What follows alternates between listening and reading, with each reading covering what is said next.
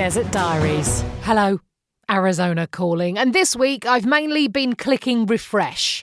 No slot available. Refresh. No slot available. Refresh. No, you get the idea.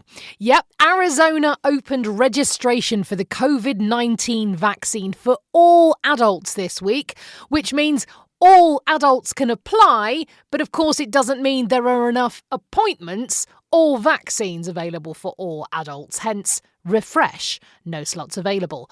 Refresh for about 36 hours.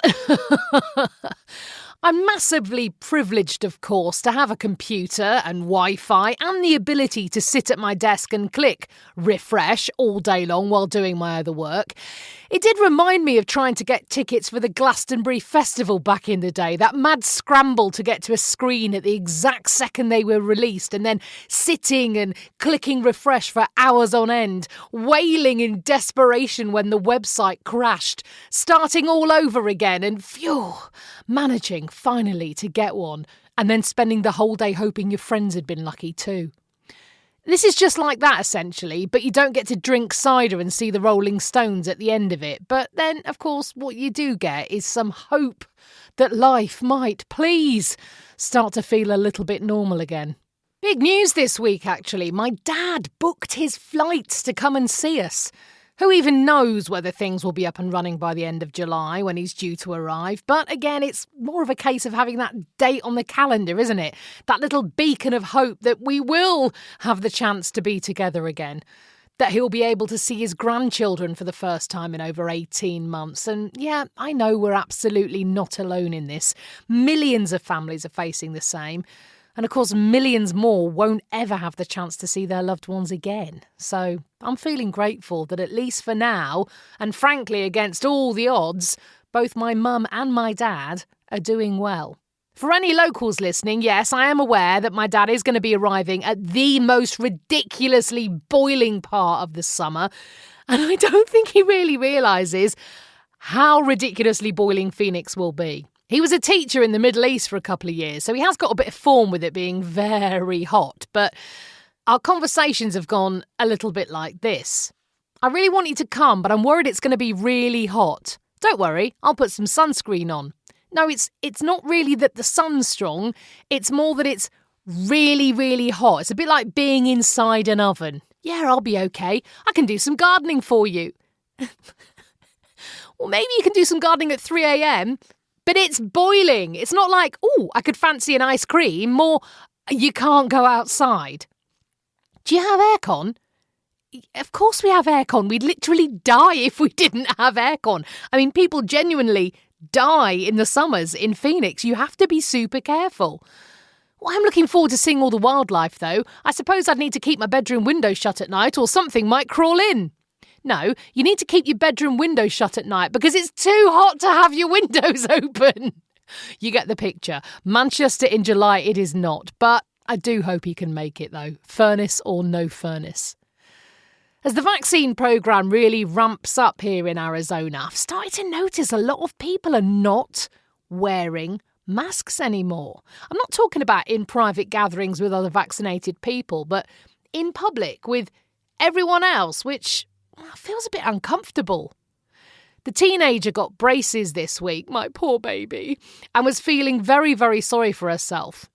And so I said to her, what do you want to eat? What would you like? You can have anything you want. I'll go and get it. It was Friday. So naturally, she said, I want a chippy tea. I mean, you can take the girl out of Manchester, right? There are a few places in the valley, actually, that do proper British fish and chips. So I masked up and I ventured out to get a cheese and onion pie, chips, gravy and curry sauce. Side note, her little mouth, bless her, hurt so much. She managed to suck some of the cheese filling out the pie, eat 1.5 chips and drink the gravy. Genuinely, that's as far as she got. But I got there. The place was packed. I mean, really busy. And nobody was wearing a mask. I mean, restaurants have been pretty much open here, and of course, people take masks off when they sit down to eat. But this place, not only were the customers not wearing masks, neither were the waiting staff. And as I saw chefs coming in and out of the kitchen, nor were they. It did feel Super strange. It's funny, isn't it, that within a year, what becomes really normal? It's been a difficult week here in the States this week, of course, with not one but two horrific mass shootings in Atlanta, Georgia and Boulder, Colorado. When these terrible incidents happen, it is horrible to see the political machine lurch into action before even the victims have been named. Some senior Democrat politicians challenged the sending thoughts and prayers messages that surfaced after these horrible murders, proclaiming enough of the thoughts and prayers. We need action. Thoughts and prayers aren't going to stop this happening again. What was the huge banner running on Fox News? Democrats refuse to pray for the victims. You couldn't make this up, could you? Whether President Joe Biden will ever be able to achieve what countless presidents before him have not and instigate some form of gun control, well, time will tell, I suppose, but such is the force and fury of the pro-gun lobby. I doubt it. But it's not as simple as that. As the New York Times reported this week, and I quote, "The main reason that members of Congress feel comfortable blocking gun control is that most Americans don't feel strongly enough about the issue to change their votes because of it. If Americans stop voting for opponents of gun control laws would pass very quickly. This country's level of gun violence is as high as it is because many Americans have decided they're okay with it." Now, gun ownership is such a part of being an American for so many people. And I'm not talking about farmers or people who live in rural communities or even hunters, but people who live in cities and work in accounts. As I said, I don't think anything will change, but one thing is for sure, that every time even the suggestion of gun control becoming a reality is raised, gun ownership goes up massively, as it did under President Obama. As someone who's never even fired a gun outside of a fairground rifle range, I'll never understand it. And of course, there are plenty of Americans who do feel the same way that I do. Well, as the sun sets on another week in Arizona, I have two more things on my agenda. The first is to book the smallest child on a venomous snake training course. Can you train venomous snakes? I guess we'll find out. Maybe it's the humans who have the training. But it promises to bust myths and provide answers to questions like, do you know what to do if you have a rattlesnake in your yard? Are baby rattlesnakes more dangerous than adults? And get this one, do rattlesnakes chase you? I'm really hoping the answer to that is no. But the small one will find out.